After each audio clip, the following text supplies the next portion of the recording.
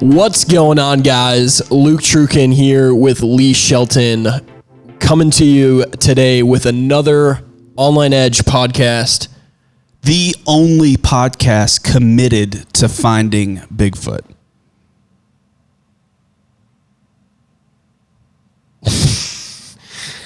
I'm starting to doubt your commitment to Smarkle Motion. Oh, I'm committed. I'm 100%. No, I don't know about that, but maybe 95% committed. Okay. All right. Hey, so Lee, I wanted to talk to you today about ad strategy, kind of in general, and then maybe more specifically about what that needs to look like, probably specifically on social platforms. Okay. Because you are the king of social. Appreciate that. So talk to me a little bit about, maybe let's just start in general about ad strategy, and then we'll make it more specific about everything that's going on right now, and what that, and maybe if that's changed or what that looks like today. Yeah, so let's assume that right now you are ready to launch an ad strategy. A lot of retail right now are playing a little bit of wait and see, and that's totally understandable. But let's just talk as if we're ready to get rolling tomorrow. And have that be the plan, okay? So there's a couple things that I think about every single time we put together an ad strategy. One, let's talk through a couple of mistakes that I think a lot of times get made and how to avoid those. So it is very easy to actually put together an ad that nobody interacts with whatsoever. Really, really easy. I see them every day. I scroll through. I look for them to a certain degree because I'm trying to figure out always, because consumer behavior changes. So I'm constantly saying, okay, what is doing well? What's not doing well? What's doing well as far as the trend side of stuff is concerned? What used to work and it doesn't work anymore? We got to throw that strategy out. There's a number of different tactics when it comes to this. And so the first and foremost thing that you want to think about is talking directly to your customer base, and get very, very, very specific with this. It is easy to want to go super wide. I talk to business owners on a regular basis who tell me that their target audience is 18 to 65, and they've got people who drive 40 miles to get to their place and that kind of thing. Those are outliers. If you look at your client base, you have boxes that you can tick and say, oh my gosh, 60% of my clients would fall into this category in some shape, form, or fashion. You've got, that happens. And so, for instance, when we're thinking, I'll give you a great example. When we're thinking about advertisements, we're talking to business owners. So I'm not talking to a 24-year-old consumer who's got entrepreneur in his bio. I am talking to business owners.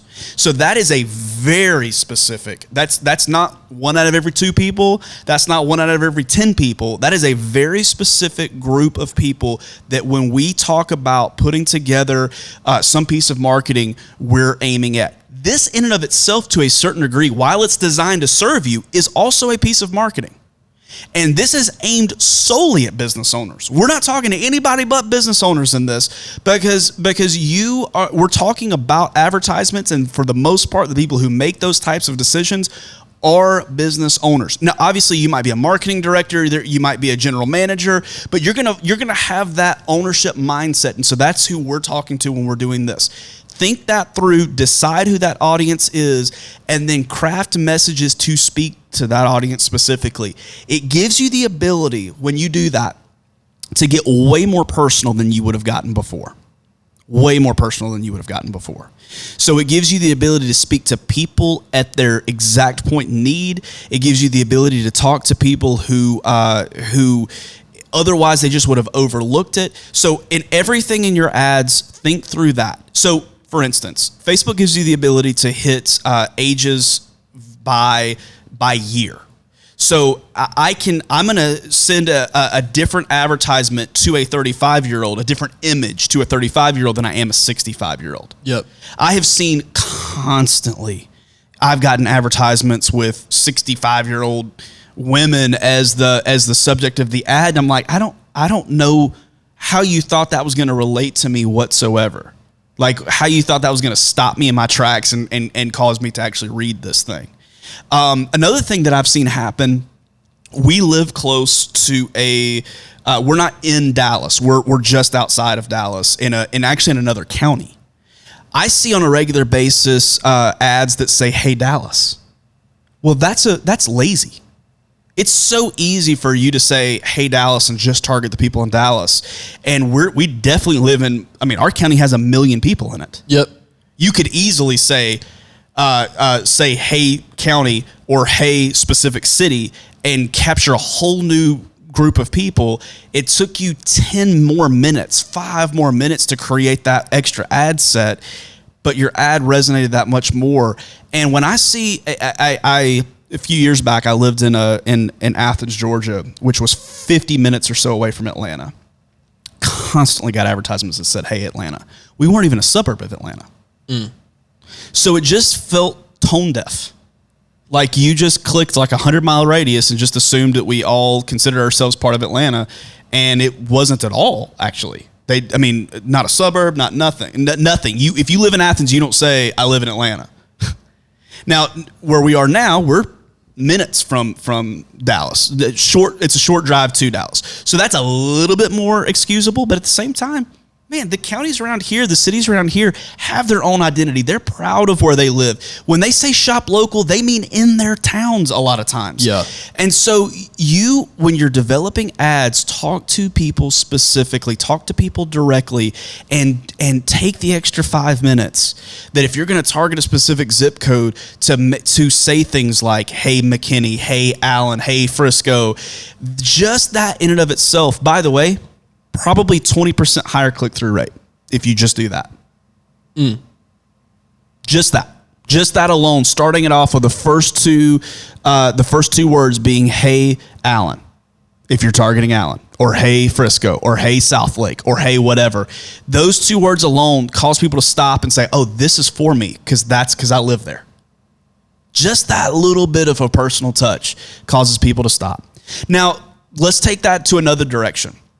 Let's say that you're not necessarily tied to a locality, but you are advertising specifically to parents. Well, you can do that on Facebook. So maybe "Hey Dad," and then your ad, and "Hey Mom" to the ladies, and then your ad. That little step, man. If you're a dad out there and you hear and your kid yells across the house, "Dad," it causes you to stop. I've been at Chick-fil-A before without my kids and heard a kid yell "Dad," and I stop and look.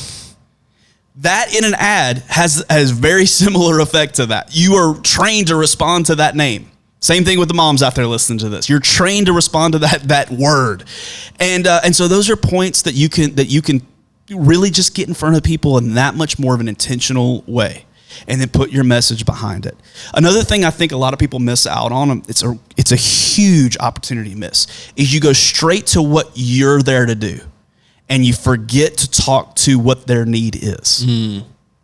Sometimes people need connecting the dots. And so if you just go straight to what the service is and you forget to stop for a moment in time and empathize with what their need is, it is a huge missed opportunity. So stop for just a second and say, okay, if you're in business, you're in the business of filling needs, some shape, form, or fashion. May not be a need I have, may not be a need Luke has, but you are in the business of fulfilling somebody's need out there. So just stop for a second and say, okay, what is a sentence I can use to empathize with what that need is? So we have a franchise group that we work with a whole bunch of locations for, where it's practitioner assisted stretching. They help people feel better. Well, if we just go straight into, if all our ads were just straight into, "Here's what we do," that's one thing, and we'll get some clicks off of that and some people responding to that. But if we stop for a moment in time and say something to the effect of, "Hey, you've been living in pain for too long." A lot of people are going to see that and be like, "Oh my God, I have." Well, now there's an emotional connection there. There's an acknowledgement on their end that something that you said was correct. You have, in a very small period of time, become some level of a thought leader for these guys. And the next thing that you have to say after that connection is something they're going to stop and listen to for that much longer, because you have created that connection. That's a whole long thing that if people will do it. No, I mean, that's awesome. That's all. I mean, I'm hoping that anybody that's going to watch this is going to be taking this and using this directly into their ad strategies because, I mean, heck, we're all going to be in the same boat of trying to bring in business. And so figure this out now while you have the time and you're not super swamped. Like, take the time to really try to learn marketing. I don't know how much longer we have with this. It could be a week, it could be 2 weeks, it could be a month, whatever, but now is the time to try to really buckle down and understand how to get this perfected. That's awesome. I love that. Let me say one more thing. A lot of times I said a lot of times what people do is they begin with the service that they provide. Yeah. Another thing, sometimes people will skip both of those things. They'll skip the point of empathy, they'll skip the service they provide, and they'll go straight to the call to action. So they'll have some kind of a picture, and then it'll say, call us to blah, blah, blah. Well, dude, you just told me to call you. That's a weird thing. You just asking for my business and I don't even know what you're trying to sell me really. You're the creepy guy at the bar who drops his number off to somebody. They don't even know who you are. Like that's a strange first step. So if we could formulate this, the first thing I would say is what we've already said is create that point of empathy.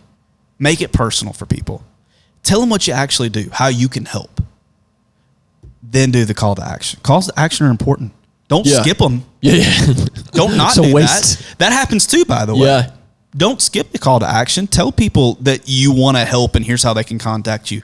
But make sure that you've had some level of a connection first. All that can be done in 3 sentences. We're not saying you have to write a book. All that can be done in 3 sentences, but they're carefully crafted, thought through sentences where the person doesn't feel like a number, they feel cared about, and there's a connection, some level of the connection that's been made. They feel like that you understand them. And we all have a need to feel understood. 100%. Talk to me a little. Let's bring this a little bit more focused then. Okay. So what is the strategy right now when people are getting ready to go back into business and stuff's about ready to open up? Talk to me about what would be the idea, the strategy behind the copy for people that are trying to get people to come back into their restaurant, their bar. So whatever. It's again, I would hit some level of a point of empathy here, and I would do it surrounding life that's been missed out on. So restaurant or bar, interesting. So there's 2 different things that we can do with that. We can go the how clean we've been route, or we can go the route of community. People have missed going to sit down in a restaurant with their family. You see it now with people connecting and having happy hour on the driveway. People have missed going to the bar to watch a game. They've missed those things.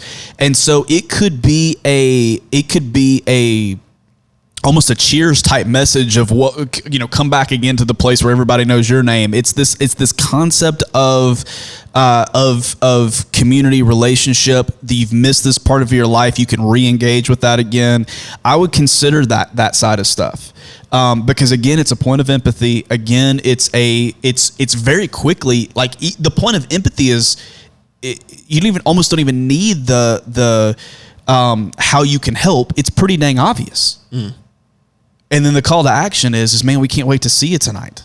Something to that effect, where it is, and I'm overly simplifying because this needs to be your message and your message talking to your customer base. But that is such a huge part of this, is making sure that point of empathy happens and understanding the times that you're in. So for a lot of people, it's going to be, here's what we're doing to be cleaner than ever because we know that you care about that. We care about your safety too. Here are the steps that we're taking. For others, it may be that man, we've missed you.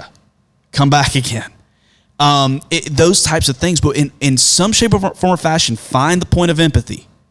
Find the point of empathy where you and your customer base are the same, that you can relate to them. And that's really what you're inviting them into. It's good.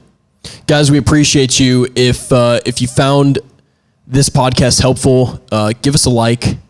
Give us a down like, I guess. Double like it. Double dislike. If you hate it, click the down button twice to show us how bad you hate it. If you love it, click it up. Once. Subscribe. Yeah, just once. Subscribe. And we will see you guys on the next podcast.